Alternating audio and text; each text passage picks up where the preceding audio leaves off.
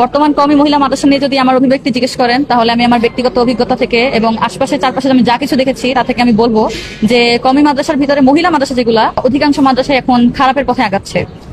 বিশেষ করে কিছু কিছু প্রতিষ্ঠান এমনও আছে যেখানে টিচাররা যারা নাকি শিক্ষিকা, মানে আলেমা শিক্ষিকা বলেন বা পুরুষ শিক্ষক বলেন, এমনও হয় যে তারা ভিতরে ভিতরে এরকম ছাত্রদেরকে টর্চার করে, ব্ল্যাকমেল করে রাখে, কিন্তু এটা বলার কোনো ওয়ে তারা রাখে নাই, ব্ল্যাকমেল করে, বিভিন্ন রকম চাপায় দেয়। এখন দেখা যায় ছাত্রছাত্রীরা তো এমন হয় যে তাদের আর্থিক অবস্থা তারা দুর্বল, যে কোনো দিক থেকে তারা দুর্বল, তারা এটা নিয়ে আইন শাসনের কাছে বিচার দাবি জানাতে পারে না, তারা বিচার চেতে পারে না।